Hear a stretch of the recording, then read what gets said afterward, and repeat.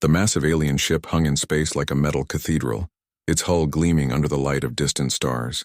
Inside the council chambers, hundreds of different species gathered around a circular platform that floated in the center of the room. Some walked on two legs like humans, others crawled on tentacles, and a few simply floated in the air using powers that defied understanding. Ambassador Zethka stepped forward, his blue skin rippling with patterns that showed his anger. The tall alien had 4 arms and eyes that glowed like small suns. He held up a device that projected images into the air above the platform. "Honored council members," Zethka began, his voice carrying across the chamber through translation devices. "I present the latest report on the primitive world called Earth. It has been 2 full cycles since we sent our invitation to join our great community. They have given us nothing but silence." The images showed a small blue and green planet orbiting a yellow star. Ships moved around it, but they were tiny compared to the vessels that filled the council fleet. The technology looked crude and basic to the assembled aliens. Counselor Erix floated closer to examine the images. Her crystalline body reflected light in rainbow patterns as she spoke. "Perhaps these humans lack the brain power to understand our message. Look at their primitive radio signals. They barely qualify as a Type 0.7 civilization." Laughter rippled through the chamber. Many council members had seen this before.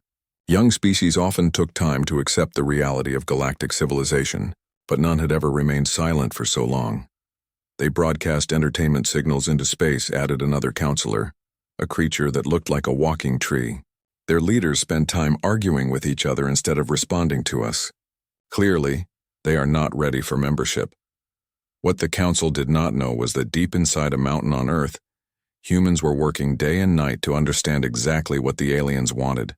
The Cheyenne Mountain complex buzzed with activity as scientists, military officers, and linguists studied every piece of information they could gather about their visitors.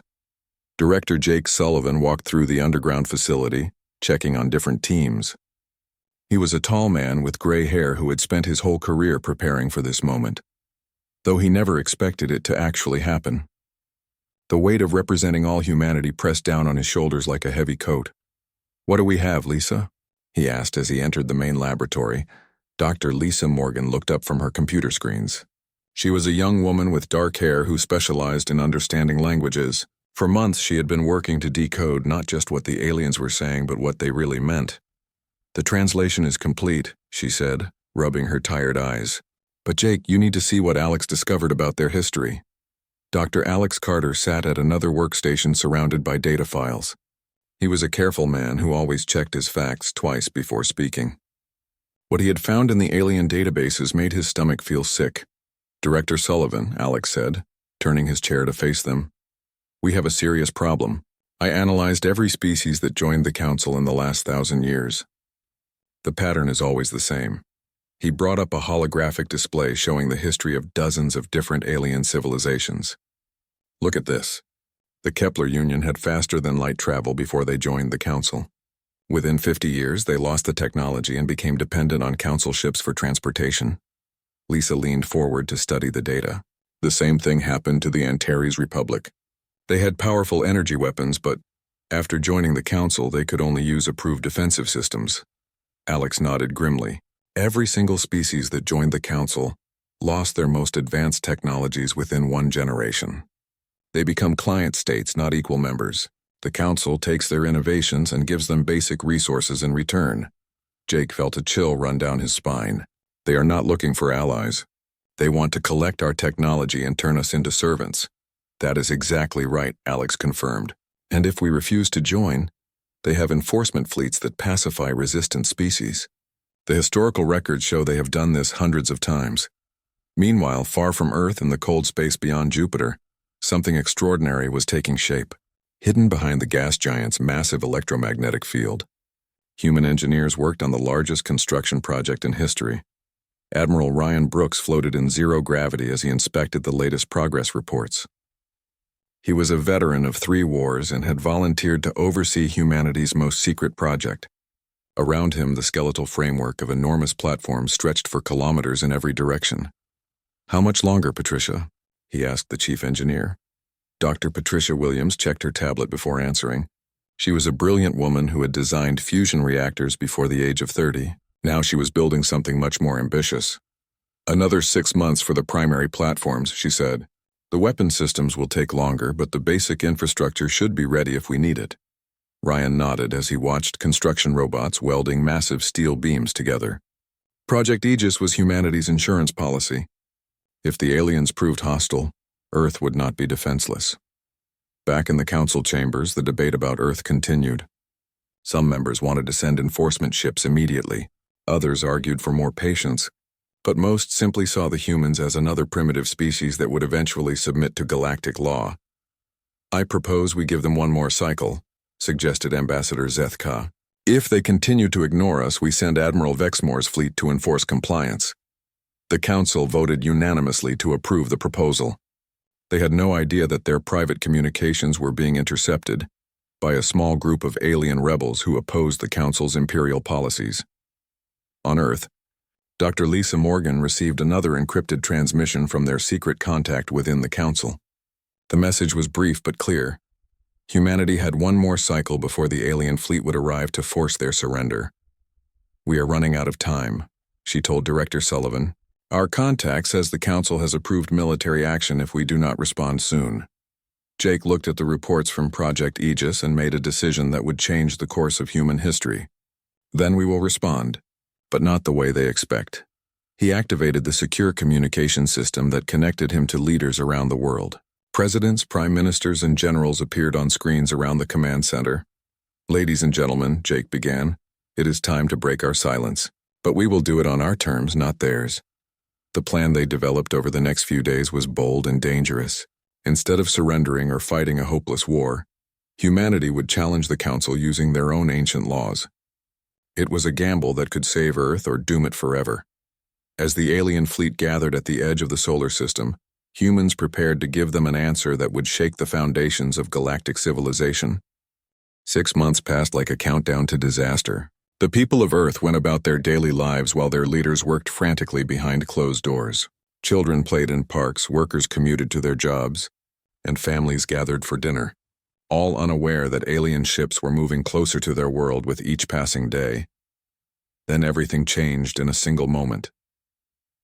The morning sky above New York City suddenly filled with impossible shapes.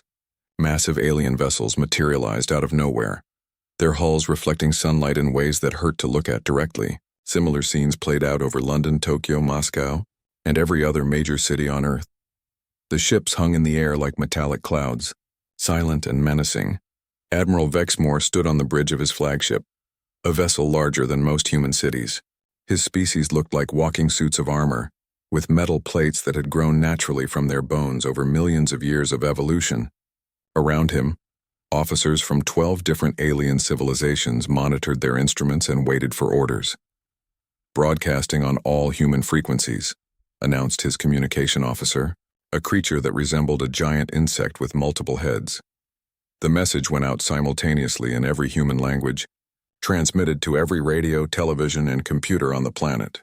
Vexmore's voice was cold and mechanical as it echoed through translation devices around the world. Primitive humans of Sol 3. Your silence has been interpreted as defiance of galactic law.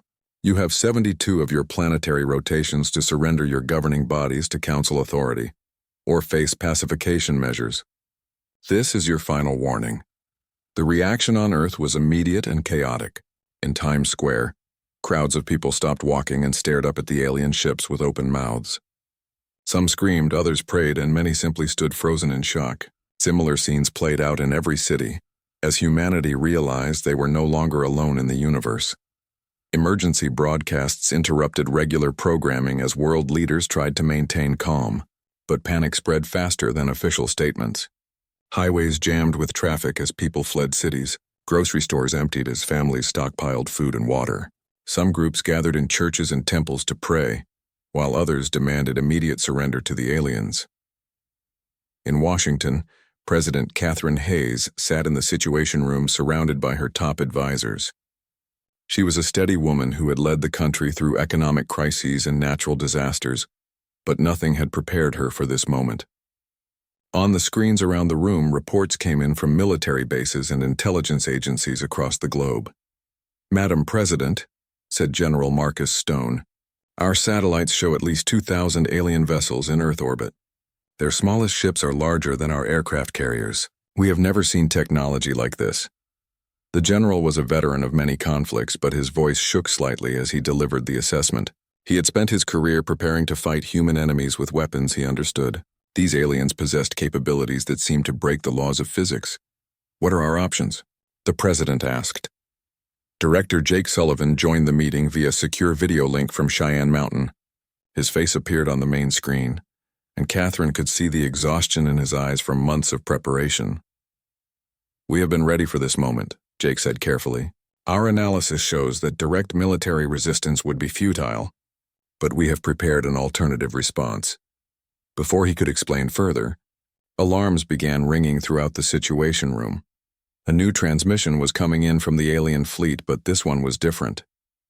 It bypassed all Earth's communication systems and appeared directly on every screen in the room. The image showed a human figure standing in what appeared to be the council chambers.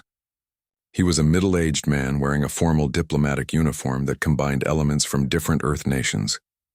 Behind him, alien representatives watched with expressions that ranged from curiosity to contempt.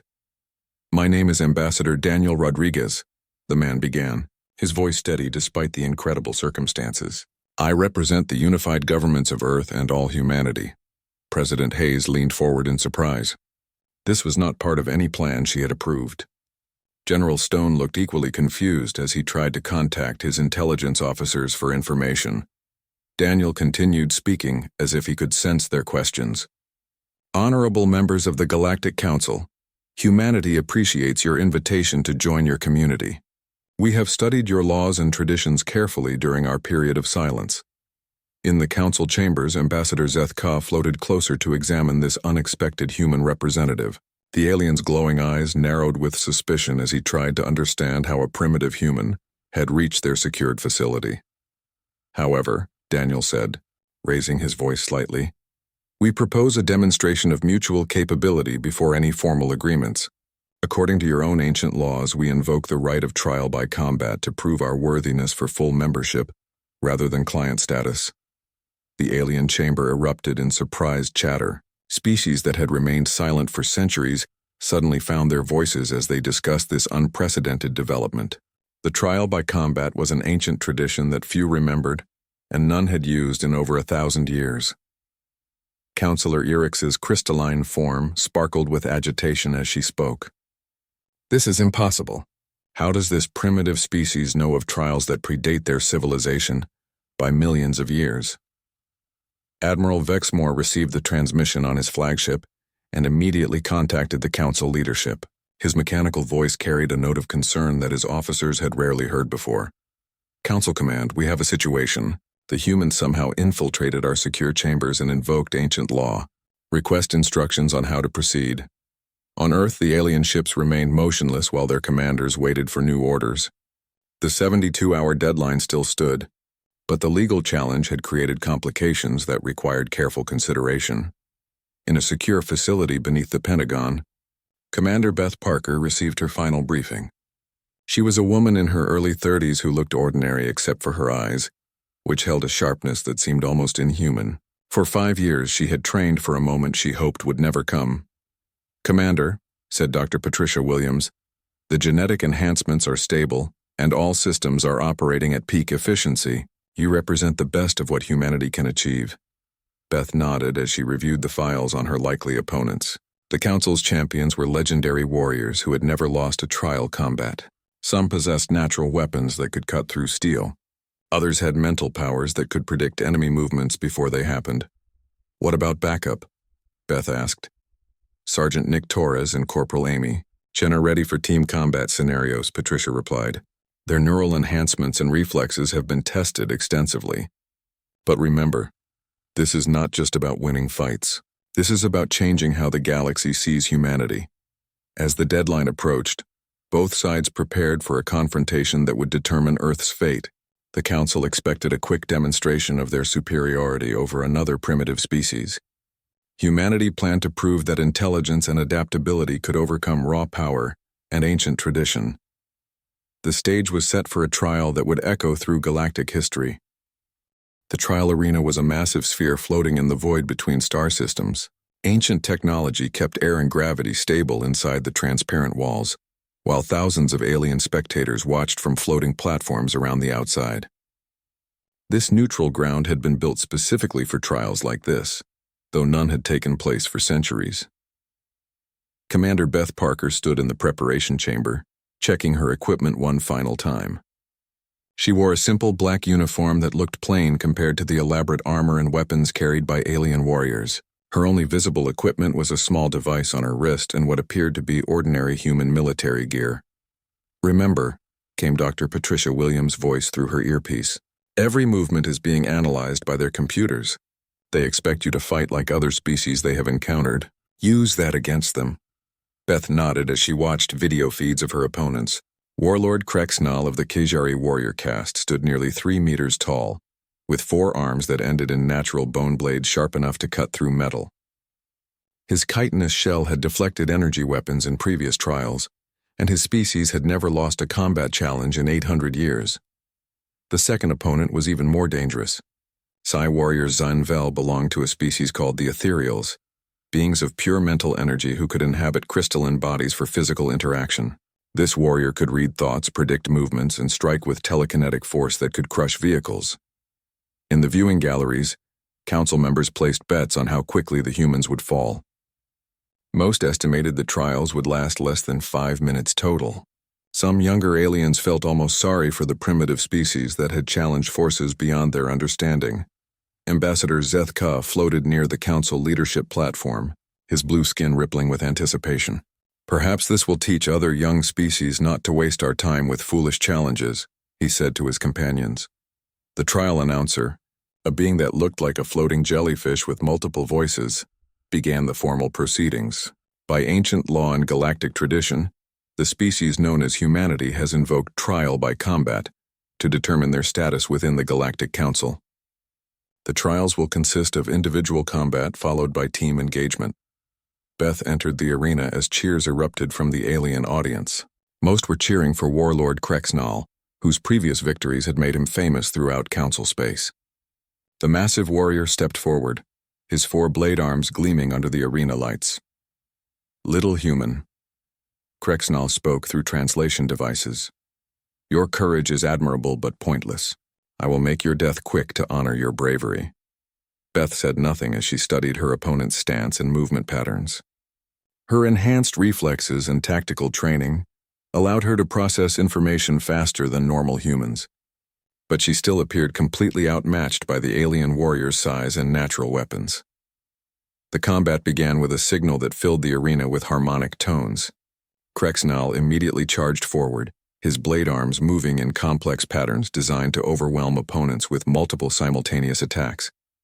The technique had worked against every previous challenger. Beth moved differently than anyone expected. Instead of backing away or trying to block the attacks directly, she stepped forward and to the side, using the warrior's own momentum against him. Her movements seemed almost like dancing as she avoided blade after blade by mere centimeters. The alien audience fell silent as they watched something they had never seen before. Beth was not fighting with superior strength or exotic weapons. She was using pure tactical intelligence, analyzing her opponent's attack patterns and exploiting the weaknesses that no previous challenger had been clever enough to find. Krexnal's species relied on overwhelming force and natural advantages, but they had never developed sophisticated fighting techniques because their raw power had always been sufficient. Beth had studied recordings of every Kejari combat for months, identifying patterns and vulnerabilities that the warriors themselves did not realize existed. When Krexnal overextended during a particularly aggressive attack sequence, Beth struck with precision that surprised even herself. Her enhanced reflexes allowed her to target specific nerve clusters that her research team had identified in Kejari anatomy. The massive warrior stumbled as his nervous system briefly malfunctioned. "Impossible," whispered Counselor Erix as she watched. The human land blow after blow on pressure points that should have been unknown to primitive species. Beth did not try to match her opponent's strength. Instead, she used leverage, timing, and knowledge to gradually wear down a warrior who had seemed invincible moments before. When Krexnal finally collapsed, unconscious but unharmed, the arena was completely silent. The second trial began immediately. Psi warrior Zinvel materialized in the center of the arena, its crystalline body glowing with mental energy. This opponent presented different challenges that could not be solved with physical tactics alone. Sergeant Nick Torres entered the arena to face the telepathic warrior. His neural implants had been specifically designed to counter psychic attacks, though the technology had never been tested against beings as powerful as the ethereals. Zinvel immediately attempted to read Nick's thoughts and predict his movements, as it had done successfully against hundreds of previous opponents. But instead of finding a clear mental pattern, the alien encountered chaotic interference that made prediction impossible. Nick's tactical implants were not just defensive. They generated multiple combat scenarios simultaneously, creating a storm of potential actions in his mind. The ethereal could sense his thoughts, but there were too many conflicting possibilities to determine which one represented his actual intentions. Your mind is strange. Human. Zinvel spoke directly into Nick's consciousness. I cannot see your true path. That is the point, Nick replied as he began his attack. The fight that followed looked more like a complex puzzle than traditional combat. Zinvel used telekinetic force to hurl objects and create barriers, while Nick employed tactics that seemed to defy logical analysis. His enhanced reflexes allowed him to react to psychic attacks faster than the ethereal could maintain them. Where previous opponents had tried to overwhelm the Psi warrior with brute force, Nick used unpredictability and adaptive thinking. Every time Zinvel thought it had found a pattern in the human's behavior, Nick's tactical systems generated new approaches that rendered previous analysis useless. The battle lasted longer than anyone expected, with both combatants pushed to their limits. But eventually, Nick's superior adaptability wore down an opponent that had never faced such chaotic and unpredictable resistance. When Zinvel finally surrendered, acknowledging that it could not defeat an opponent whose mind refused to follow predictable patterns, the council chambers erupted in confused debate. How is this possible? Demanded Ambassador Zethka. These humans possess no superior technology or physical advantages. But some council members were beginning to understand. The humans had not won through strength or exotic abilities. They had won through intelligence, preparation, and the willingness to think beyond conventional approaches to problems. The trials were complete, and according to ancient law, humanity had earned the right to full membership in the Galactic Council. But as Admiral Vex Moore prepared to honor the agreement, several militant species declared that they would not accept the results. The victory celebrations on Earth lasted exactly 3 hours before everything went wrong again. Commander Beth Parker and Sergeant Nick Torres had returned to heroes' welcomes, with crowds cheering their impossible victories over alien champions. News broadcasts showed footage of the trials while experts tried to explain how humanity had achieved such stunning success. Then Admiral Vex Moore's urgent message reached Earth's leaders, and the celebration stopped immediately. President Hayes, Vex Moore's voice came through the secure communication channel. I regret to inform you that several council species refused to honor the trial results. The hegemony of swords has declared the trials invalid and is preparing to invade your world regardless of galactic law. In the Situation Room, President Catherine Hayes stared at the tactical displays showing alien fleet movements. The moderate council members who had accepted humanity's victory were withdrawing their ships to neutral positions. But the militant factions were moving closer to Earth, their vessels bristling with weapons that could turn continents into radioactive wastelands. How many ships are we facing? Asked General Marcus Stone. Initial estimates show over 3,000 vessels from 8 different species, replied Director Jake Sullivan from Cheyenne Mountain. The largest ships are the size of cities. Their weapons technology is thousands of years ahead of anything we possess. The hegemony of swords was led by a species called the Vortak, who believed that might made right and viewed diplomacy as weakness. Their commander, War Chief Braktor, had never accepted defeat in any form, and saw humanity's trial victories as tricks rather than legitimate combat. Honorless humans, Braktor broadcast on all frequencies as his fleet approached Earth. You used deception and cowardice to defeat our champions. True warriors settle disputes with honest battle, not clever schemes. We will show you the price of insulting galactic honor. What the Vortak and their allies did not know was that humanity had spent the last 2 years preparing for exactly this scenario. While diplomats worked on peaceful solutions and champions trained for trials, military engineers had been building something unprecedented in human history. Admiral Ryan Brooks floated in the command center of Orbital Platform 7, hidden behind Jupiter's electromagnetic interference. Around him, displays showed the positions of 96 defensive platforms scattered throughout the solar system. Each platform carried weapons that existed nowhere else in the galaxy, designed specifically for fighting technologically superior opponents. "All platforms report ready status," announced Captain Laura Mitchell from her position aboard the ESS Defiance, humanity's first true starship. Prometheus torpedoes are loaded and targeting systems are online. Dr. Patricia Williams monitored the weapon systems from her engineering station. The Prometheus torpedoes were her greatest achievement, self-guiding projectiles that used breakthrough fusion drives to achieve speeds that even alien ships could not match. More importantly, they carried electromagnetic pulse warheads designed to disable rather than destroy. "Remember," Admiral Brooks addressed all platform commanders, "we are not trying to commit genocide.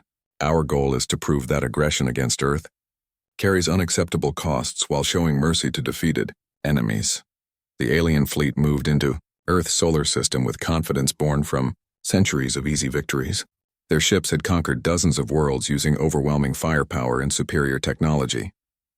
The crude defenses they detected around Earth seemed laughably inadequate against their advanced weapons. War Chief Bractor stood on his flagship's bridge, studying tactical displays that showed human positions. His species looked like armored lizards that walked upright, with scales that could deflect energy weapons and claws capable of tearing through metal. They had built their empire through conquest and had never retreated from any battle. "Their pathetic orbital stations will fall within minutes," Bractor told his officers. "Then we will glass their cities until they surrender unconditionally. These humans need to learn respect for their betters." The first wave of alien ships opened fire as they approached Earth's outer defenses. Energy beams that could melt asteroids struck human platforms with devastating force. Several platforms exploded in brilliant flashes, and for a moment it seemed like the battle would follow the same pattern as countless previous alien conquests. Then Earth's response began, and everything changed. The surviving human platforms did not try to match the alien ships in direct firepower exchanges. Instead, they used tactics that the invading fleet had never encountered before. Prometheus torpedoes launched from hidden positions throughout the solar system, accelerating to incredible speeds while following flight paths that seemed to defy physics. Captain Laura Mitchell coordinated the counterattack from the ESS Defiance, using hit-and-run tactics scaled up to space combat. Her ship appeared behind enemy formations, launched devastating volleys, then disappeared before the aliens could respond effectively. "Target their command ships first," she ordered her tactical officer.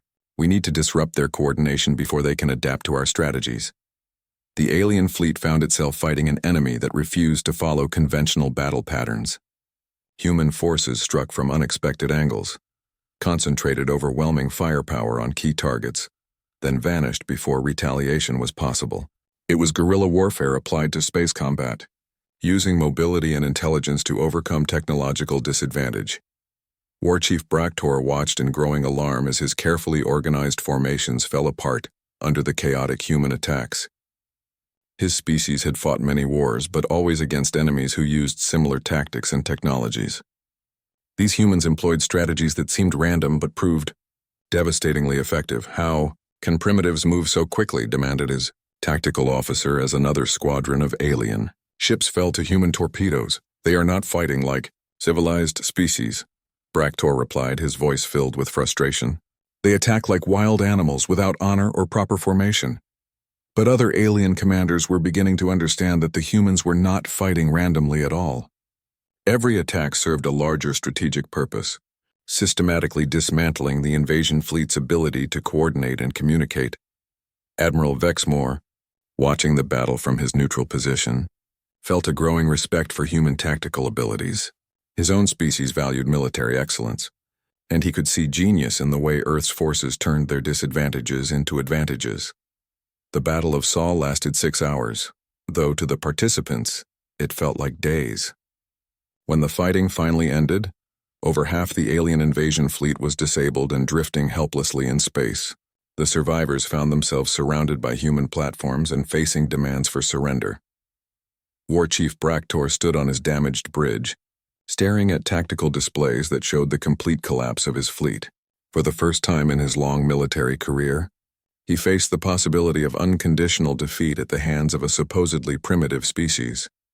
The human demand came through on all frequencies, delivered by Captain Laura Mitchell in words that would echo through galactic history.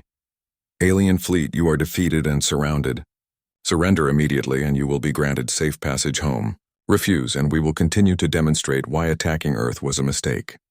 6 months after the Battle of Sol, the Galactic Council chambers looked very different from the place where aliens had once mocked Earth's silence.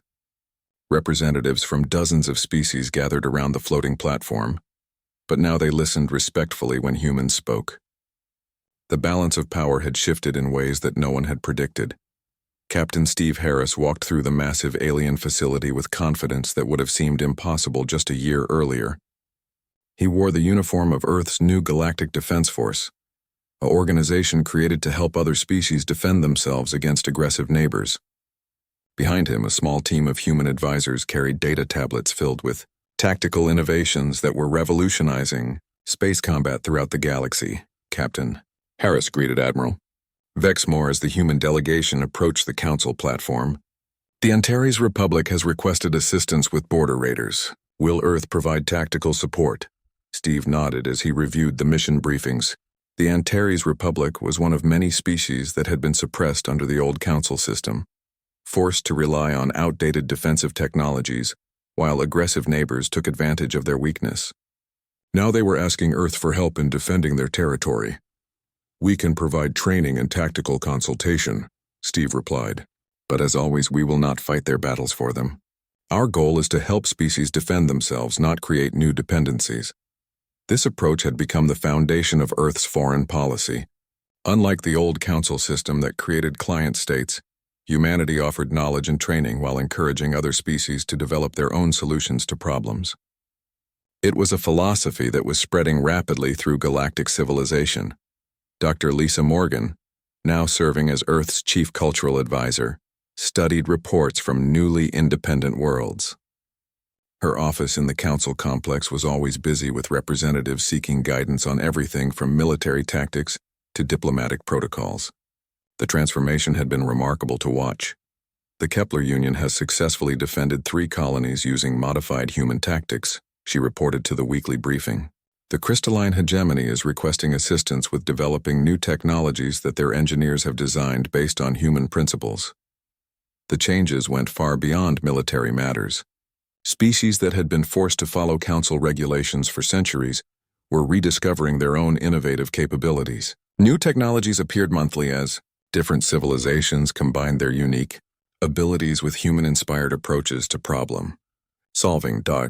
Professor Claire Davis had established the SOL, Institute for Interspecies Cooperation, a research facility where scientists from different worlds worked together on projects that benefited everyone. The institute floated in orbit around Earth, its laboratories filled with beings who looked nothing like humans but shared their curiosity and determination. The breakthrough came when we stopped thinking about what we could not do and started focusing on what we could achieve, explained Dr. Zenekai, a researcher from the former ethereal territories. Humans taught us that limitations are often just starting points for innovation. The old power structures were crumbling throughout the galaxy. The Vorthon Empire, once the Council's dominant military force, had requested a formal alliance with Earth after analyzing the implications of human tactical doctrine. Their request had surprised many observers. Since the Vorthons had been among humanity's harshest critics, Ambassador Jake Rodriguez, promoted from his original diplomatic role, met with Vorthon representatives in a conference room overlooking Earth's blue oceans. The aliens who had once dismissed humans as primitives now sought partnership with the species that had changed galactic civilization. Ambassador Rodriguez, said General Thekvan of the Vorthon military, "Our analysis shows that human tactical innovations could improve our defensive capabilities by 300%. We offer technology sharing in exchange for training programs." Jake considered the proposal carefully. Earth had learned to be cautious about sharing too much technology too quickly. Preferring to help other species develop their own capabilities, rather than creating new forms of dependence. "We can provide tactical training and consultation," he replied. "But we believe your engineers are capable of developing technologies that surpass anything we could simply give you. Innovation works best when it comes from understanding principles rather than copying solutions." This philosophy had proven successful with dozens of species. Rather than becoming dependent on human technology, they were creating new innovations that often surpassed Earth's original designs. The galaxy was experiencing a renaissance of creativity and development. The most dramatic changes were happening among the species that had been most oppressed under the old system. The Kajari warrior caste, humbled by their defeat in the trials, had redirected their aggressive instincts toward protecting weaker civilizations. Commander Beth Parker worked with their leaders to develop new codes of honor that emphasized protection rather than conquest. "War is not about proving strength," Beth explained to a gathering of Kajari warriors. "True strength comes from using power to protect those who cannot protect themselves." The transformation was not without challenges. Some species struggled to adapt to the new freedoms, while others faced internal conflicts as old power structures collapsed. Pirates and raiders took advantage of the changing situation, forcing Earth's defense force to respond to crises throughout the galaxy. But the overall trend was clear. Civilization was becoming more diverse, more innovative, and more cooperative than anyone had thought possible.